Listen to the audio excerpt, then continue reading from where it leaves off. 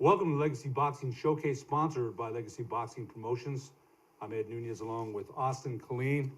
And Austin, we're going to have a very special guest in our next segment. Matthew Papitas Esquibel will be fighting Willie Villanueva March 30th, Legacy Boxing Promotions at the Fairgrounds Manuel Lujan Building.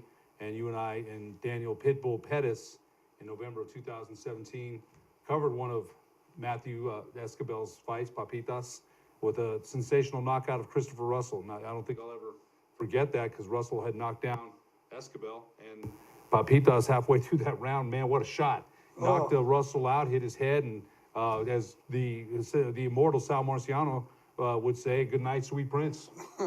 I think Russell's probably, what happened? I was winning. You know, it was a stunning knockout. And I'll go back to that and, and watch that once in a while. And that's what I mean about boxing. And you know better than me, sometimes things are going one way and then all of a sudden a fighter comes with a hook, an uppercut, whatever you want to call it. And that was just a stunning display of boxing, punching power in that fight. And, we'll talk to Matthew about his inactivity. You've mentioned that. And he's going to have a big fight against, we mentioned, Willie Villanueva. Matthew Esquibel, his record is 11-0 with 5 KOs. And we saw him fight Tavoris Teague last summer. And Tavoris Teague, the veteran, the wily veteran, his record, don't be confused by that. The splayed leg style gives people a lot of problems. And, I'll mention that to Matthew. I thought the best thing was stay away from that guy. Stay as far away from him as you can. Because, again, he comes in shape, though, right? Stephen McIntyre, they're the perennial journeyman, but they come in shape. They come ready to fight. Their record means nothing. They're the type of fighter, they're gatekeepers. Can you get by them? And they'll expose a lot of fighters who have undefeated records. And if you look at Tavoris Teague's record, it's 1-20 something. I don't know what it is. It's not. You look at it. He's about 5 wins. Okay, yeah, he's got 5, and you would think this is this is tomato can. We should roll right over, right?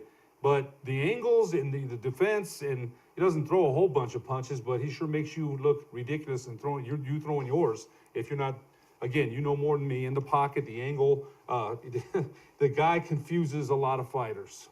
Well, when I was fighting, we had a fighter, Jose Pagan Rivera, in Lowell, and he had been beaten over 70 times. And I had seen him fight. So they asked me to get in the ring and spar with him. I couldn't touch him. I felt like an idiot. I was missing him by 3 and 4 inches, and he was smiling at me. But he had been in with world champions. So, I mean, that's the way they said Wilfred Benitez was. The Verrett brothers, one of them, Edwin Verrett, couldn't bust. He said himself couldn't bust an egg with the punch, but defensively he'd make you look like a clown. Well, one of the 2 brothers gave Roberto Duran one of his toughest fights. And again, I think it was Edwin. I think it was Edwin. Now, after that fight, I read The Hands of Stone by Roberto Duran. Verrett, of course, he's a big chatterbox. I mean, he never won. I don't think he won a world title, but he did make Duran look bad. But I mean, Duran is, has several tiers above of Verrett. Our point is, defensive fighters can make you look so bad. They really can. He changed the Puerto Rican fighter, Macho Camacho. Right. He caused him to change his style because Camacho was a banger, and he almost knocked Camacho out, and he never was a banger again. Camacho? He changed his style. Viruet and nailed him, and he looked like he was in an earthquake. The Macho Man, the late Hector Macho Camacho was, again, a funny early in his career, flamboyant, showboat with the trunks he would come in with. That was an entertainer. There was never a dull moment when he entered the ring. Never. Of course, later in his career, he had a brief, 2 or 3 good years. After, I mean, he's never, I put him second, third tier. He's not above. But he did have a title. Yes. And he was in the top 10 legitimately. Oh, yeah, no doubt about that. It just didn't last as long. I saw him in Providence, Rhode Island. Vinny Pazienza was fighting. And I had this Italian kid that was fighting from Italy. And so he got in front of the crowd in every single round. And he had the audience in a frenzy. He's so funny.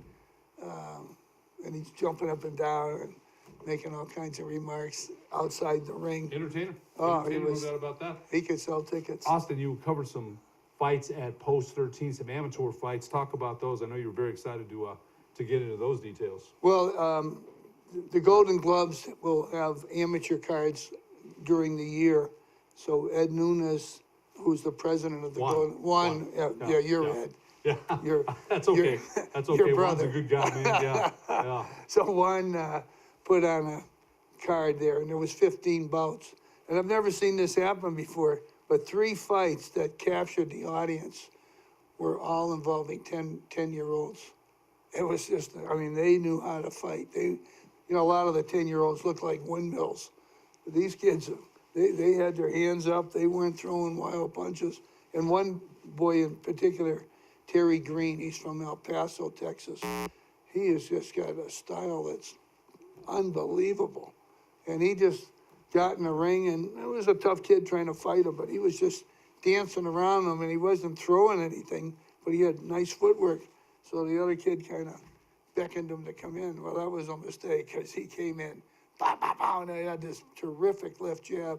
And each round, he just added to his repertoire. And I had seen him fight in the past, and I just think, I've seen him, it just amazes me how talented he is.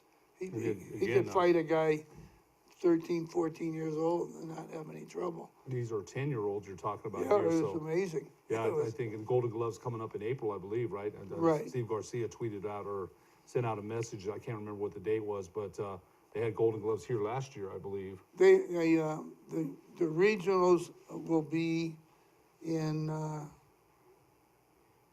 Denver this year. And I'm not sure if the Golden Gloves are gonna be held at Legion 13, or they're gonna hold them out in Clovis. Last year they had them in Clovis. I think for some reason they may be here. What I don't like, USA Boxing is running their amateur tournament the week after the Golden Gloves. And the Golden Gloves is the oldest amateur tournament in the country. That happened last year too. USA Boxing held their And the year tournament before, in they March, do it I every believe. year, It was yeah. it was last year. It's like they're trying to, and they have different higher standards for open class. You have to be 18 the day you get in the ring for the Golden Gloves. But in the amateurs, for the USA fighters, as long as they're 17 by the end of the year, they can fight open. So they're making it very difficult on the Golden Glove fighters. Yeah, I remember you saying that there's just some different rules for Golden Gloves, but I think in USA Boxing, and it kind of confuses a lot of people. I think USA Boxing makes the rules for the Golden Gloves. Yeah, I remember we talked about that Yeah. a little bit. I was actually I did some ring announcing last year for that tournament Right. at the convention center, which was a whole lot of fun. The boxers from all different areas of the country, so that was entertaining. There really was. But one of the things that they got upset if I said fighting out of the red corner. And one lady comes up to me and says, no, say boxing out of the blue corner. So they don't want to say fighting, right? They wanted to say boxing. The other thing they have is they don't want to say TKO, referee stops contest, I think it is. So it's RSC. Okay, so political correctness has even reached the ranks So of the amateur boxing. In my write-ups, I call it a TKO. Okay, so because but- the reader wouldn't even, what's on RSC? It's stupid. Well, yeah, Abraham Pettis returned, and I think he just got back. He was defeated, but I read something where Pettis Boxing posted. It must be his mother. He's been gone for a while. We'll have him on pretty soon, but he had some success in that tournament. Oh, he's had a great year in the amateurs. This year, he won the Eastern Regionals. Then he came up in the Nationals and lost in the championship round, which I thought he won the fight. He looked like he was the heavier hitter. And then they put him in the Olympic Village, so they sent him over, I think it was Bulgaria, and he lost in a split decision. So he's done really well. Good experience for Abraham Pettis, and I'm sure we'll have him back here on the show very soon. We'll be back to Legacy Boxing Showcase after these messages.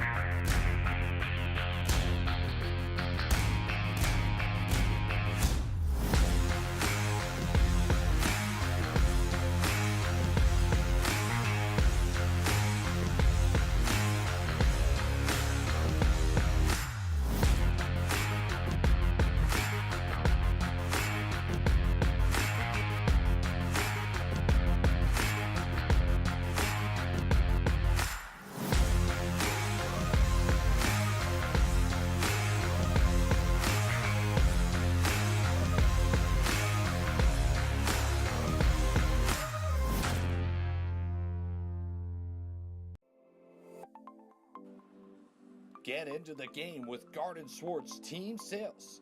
They have everything you need, from screen printing, embroidery, and digital printing services, high school letterman jackets, and all high school and club uniforms, and individual and team apparel with the most reliable brands like Speedline, Rawlings, and Wilson. And don't forget to check out the latest F7 Shut helmet. It's all at Garden Swartz Team Sales. Give them a call, 505-884-1234. Garden Swartz Team Sales. Well, I'm going to the frontier, walk up to the cashier, order up a root beer and a number one. Cover it with green stuff, one scoop is not enough. Find a booth is real tough, back by the Duke. Meet my family, meet my friends in the quirkiest restaurant I have ever been. All of Albuquerque's favorite spot, it's the Frontier Restaurant.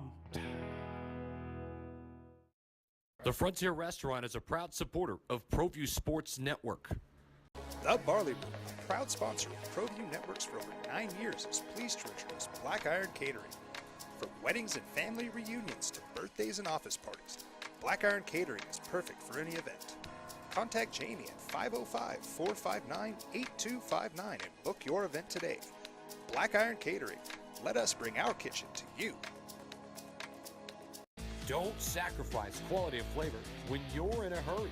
Golden Pride offers ribs, fried chicken, green and red chili breakfast burritos, and Frontier Cinnabons.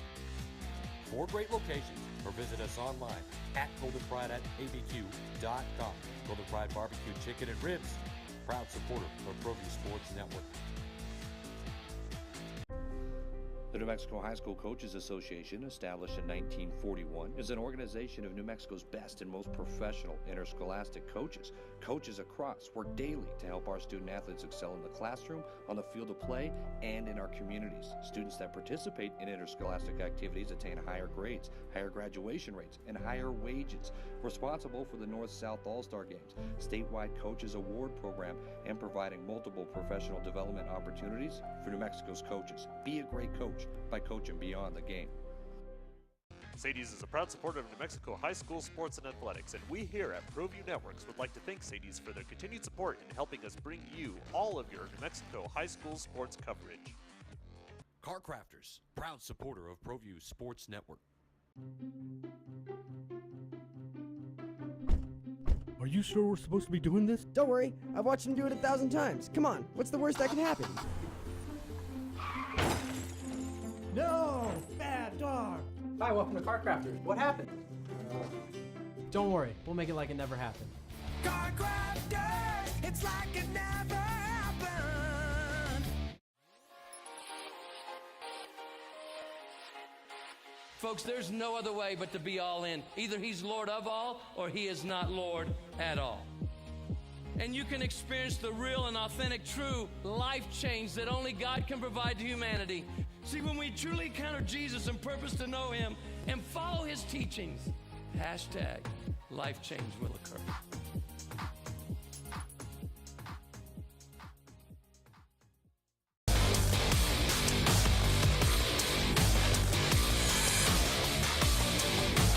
Welcome back to Legacy Boxing Showcase, sponsored by Legacy Boxing Promotions, Pettis Collision, and Nunez, along with Austin Colleen, our special guest in studio, Matthew Papitas Esquibel, as we mentioned in the first segment, 11-0-1, 5 KOs. Matthew, welcome to the show. Good to have you, man. Thank you for inviting me. I appreciate it. Been wanting to have you on for a while. I know you're a busy guy, and you got a fight against Willie Villanueva coming up March 30th, Legacy Boxing Promotions at the Fairgrounds Manuel Lujan building. The scene of one of your greatest triumphs, man. Yeah. You know, that knockout against Christopher Russell was amazing. It really was. I mean, you were down in the, I think it was 3rd round. You were down. First round. Yeah. Sorry about that. Yeah. See, that's how quick I forget. So that was quite a fight and quite a card, really. And you know, you were down in the 1st round, got up off the deck, and came up with just a great shot to put Russell out for the count. And you went on to win that fight. And I think your last fight was against Tavorstig? No, the kid from Mexico. I forget his name. Oh, you got the decision. That was just recently. That was just recently there that you had a fight just on 12-1 against Ricardo Allen Fernandez. Unanimous decision. You beat him. Mm-hmm. Matt, you know, and we're going to go to Austin here in a second, but you've had, as Austin mentioned, times of inactivity. And, you know, and what's, you've got a tough fight against Willie Villanueva. That's a tough fight. Yeah, it is a tough fight. I know he's a good fighter. We both seen each other in action, and we think we're going to put on a good show for everybody. Do you think these, what I wanted to say or ask is these periods of inactivity, have they hurt you at all? You know, sometimes the ring rust sets in and you can spar and train all you want, but I would think going into the ring is a whole different thing. Listening to my corner is the main thing there, and I listen to what they say. I try not to let ring rust or anything that affect me. I just try my best to get out there, do what I do, be in the best shape I can be in, and just listen to my corner. They see things that I can't see in there, so I listen to him very good, man. My uncle, that's actually he's my trainer. Your uncle? James Pyre. Mm-hmm. He's another trainer of mine that he's been helping me a little bit more. James Pyre's been helping me a little bit more because my grandma got sick for this last time. We were supposed to meet up with Willie, and we couldn't do it because my grandma was just too sick, and the family was just all there with her. Thank God she's doing a little better. Good. Wanted to ask you that. Good. So I'm back in the gym and back training and still hungry, still want this, and I thank God I'm still able to still fight. Yeah, it's definitely something to thank God for, Austin. Well, I noticed both you and Willie turned pro in 206, and you never crossed paths before, yet you were similar weights. Whatever prevented? I would think some promoter would have leaped all over that fight. Yeah, yeah. I think just never happened. We knew it was bound to happen, but we just I don't know. I leave all that to my corner, and whatever they want me to do, wherever they want me to fight, I fight, and I just do my training. You guys were on the same card, I would assume. Yeah, we were on the same card. I think a couple of times. I know one was at the Tingley. I think Tingley was one of them, but I can't remember the other one. But yeah, we've seen each other in action, so we kind of know what we're. Well, unlike a lot of these stare downs that they seem to push on the fighters, you guys seem to be good friends outside. Yeah, we've been friends outside the ring, and and we've known each other for a long time. So, but we know it's a business, and I think it's going to be a good fight. So it's like, hey, I'll play you this weekend in tennis, but you're going to go at it pretty hard against each other. That's it, yeah. Like I said, we're friends, but we know what sport we're in. You know, I got to ask you, you are friends, and you know, I've played plenty of friends in basketball. That's kind of different, but you're going to the ring, you know, to score points and throw some punches and jabs, and you know, we had Mike Alderete and Max Heyman on, and you know, they put on quite a good show. But we talked to them later, and they didn't hate each other near as much as the cameras seemed to, to want them to, and they played it up too. They did, but I was just kind of wondering, you know, how long have you known Willie? I've known him, sheesh, man, I don't know. I was an amateur when I've known him, maybe, I would say high school years or middle school years. Man, I don't even know. So you've known him a while? Yeah, I've known each other for a while. And you sparred with him before? No, never sparred. Wow. Seen him in the amateurs a few times, and we know he has an kickboxing background, and so yeah, we're familiar with him. So it's kind of, so it is. I think one of the things that at least I'm getting out of what you're saying, you let the corner handle the business part. You just do what they tell you to do. That's it. You don't worry about that other stuff. Who you fight. That's almost like Angel Baby Pettis. You know, Angel Baby's like, hey, who's ever next? Put him in front of me, and you know, we'll keep moving and improving. So even though you know Willie, it's a business, and you got to do what you got to do. That's it. Yeah, and like I said, my corner, my uncle and James Pyre and my aunties, my other cornermen, they're able to figure out opponents, and so that's I use that all for my benefit, and I'm thankful that they're able to figure out opponents, and it helps me in there, and I train the way they want me to fight, and I feel good. I'm feeling good for this fight, and I think it's really going to be a good fight for both of us. Got about and 6 for the weeks hometown. out here now. We got about 6 weeks before Yes. you get in the ring, Austin. You said something in the beginning of the show, which I thought was very interesting. My corner can see what's going on in the ring better than I can. There's a lot of fighters who argue with me about that statement. I agree with you 100%. Yeah, they could see. I mean, see things that we can't see in there. So I'm very thankful that when the bell rings, I mean, you know, we do what we do, and I mean, as we're fighting, they see openings, and they'll make me try stuff. They'll try this, and man, it works. I can't argue in my corner. I always do what they say, and it's been successful for me. I just know from my own experience, you're so excited in the ring, you just miss things. And it's hard for someone who's never been in there to understand why, and you just gave a nice explanation. Yeah. And that makes you a better fighter. Oh yeah. If you can listen to what's being told to you. That's it, yeah, and we learn from everybody, little kids, older people, yeah, I mean, kids sparring, little kids, like you were saying, 10-year-olds, we learn from them. We just, my corner, they'll say, look at what he's doing right, look at what he's doing wrong, but we learn from everybody. It's I love this sport. It's a good sport, man. It's been good to me. There's no question about that. You know, I have to ask you this now. There's been periods, you know, of inactivity, 5 years here and then 5 years another time. Now, I've got to ask you this. What was the incentive to come back? I mean, you might have said at one point, it's a tough business, let's be honest. You know, you've got the trainer and the manager and everyone else handling the business part, just like Angel Baby Pettis does, right?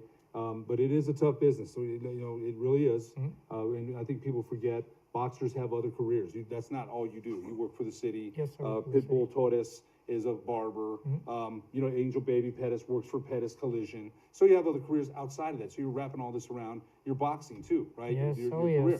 So what was your thinking of when you wanted to, because you're 31 now, you know, you're not old by any means, but you got to make your move to do what you want to do here in the next couple of years. I think you'd agree. Yes, I agree. What was the incentive to come back? You know what? It's in the blood. I love this sport. Like I was saying, I love the sport. I'm glad I got a lot of. I have a lot of support from my family, my fiance. They go through the sacrifice with me.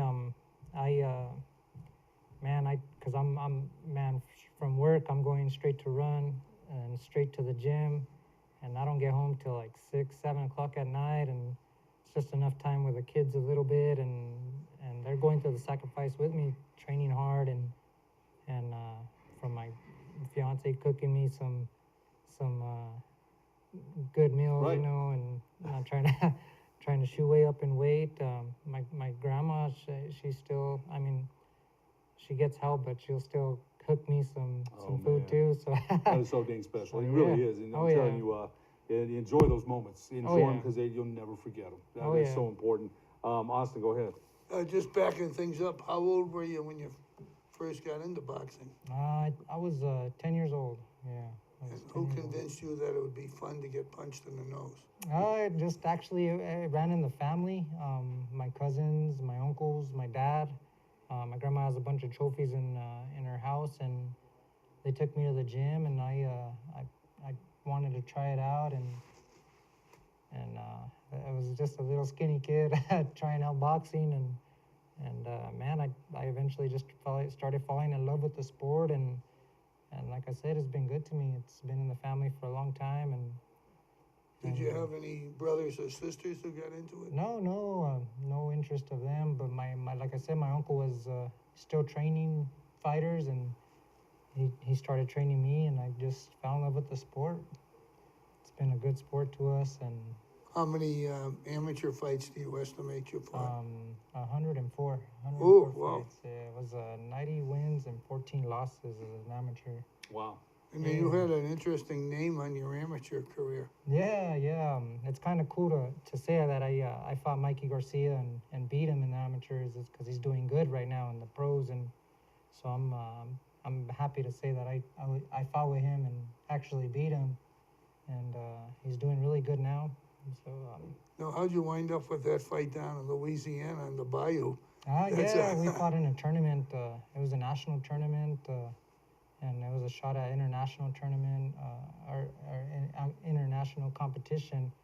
But yeah, it was like 2-week long tournament, and we ended up eventually meeting up with each other. And that guy is strong, man. He is strong. But like I said, my corner was able to figure him out, and I did what they said, and we came out with that victory. So that was nice. That's a victory. I'm sure you'll never forget. We got a couple minutes here. I also wanted to say I wanted you to tell that story of where you got about 3 minutes. Where you got your nickname, Matthew Papitas Esquibel. Tell the audience where you got that Make from. a long story short, my dad was a fighter. Like I was saying, he would run to the gym every day, and fighters would see him order a large order of fries right before the gym, and I have his nickname on my boxing trunks. I had my first fight in Arizona as a pro, and they started calling me Papitas, and it kind of just stuck with me over here. And my dad, I have his name. He passed away. He was murdered the day after Christmas in 1996, and so I'm kind of glad I got his name. It feels good. It feels good if people call you Papitas. Papitas means potatoes with people that don't know that. So anyway, that's a great story about that. I wanted to ask you a quick question. I'll turn it over to Austin. When you fought Tavoris Teague, the splayed leg style that Tavoris Teague came with, it was a draw. What did you learn from that fight? Because again, Teague is a crafty veteran. Yeah, what did you learn? We didn't know he's gonna be awkward. He's a very awkward fighter. Man, I think our styles just clashed, and he's just hard to figure out because he just throws from awkward angles and Strange fighter. Yeah, strange fighter. If I were you, I'd want nothing to do with that guy. Not because you can't beat him. He just styles make fights. Austin, got about a minute. Go ahead. Well, that's a nice example of risk versus reward. You get nothing out of beating him, all our guys, but it's a big risk because he's very capable of beating anybody. So those are the type of fights that sometimes you have to take them, but there's very little to get out of it. That's it. Obviously, he's got a hell of a body on him. He's certainly in the gym training. Yeah, he's always in shape. That's for sure. That's one thing they say about the sweet science, about boxing. And then there's an example right there with Tavoris Teague. We got about a minute left, Matthew. Tell us how you're getting ready for this fight. You mentioned the training, the running. Is there anything that you know about Willie strategically that you want to do without revealing your plan? Is there any plans you have when you face Willie Villanueva March 30th? Right now, like I said, I listen to my corner. We're training. We're getting in good shape. I'm just listening to what they gotta say. The way they're training me is the way I'm gonna fight, and whatever they see could help me in there to win. I'll listen to what they gotta say, and I'm gonna do it. And I suggest everybody get their tickets quick. March 30th. That's right. March Austin, 30th. one last I think comment. in BoxRec they have you listed at 5'8", and we were measuring up here. I think you're clearly 5'10", and you got a pretty decent reach. In fact, your arms were a little bit longer than mine. Yeah, it's helped me through my career. So I can fix that for you. That'll do it for this episode of Legacy Boxing Showcase. For producer Josh Brown, Austin Colleen, our in-studio guests. Good luck March 30th. Thank you. Matthew Papitas Esquibel. I'm Ed Nunez. We'll be back in 2 weeks for another episode of Legacy Boxing Showcase.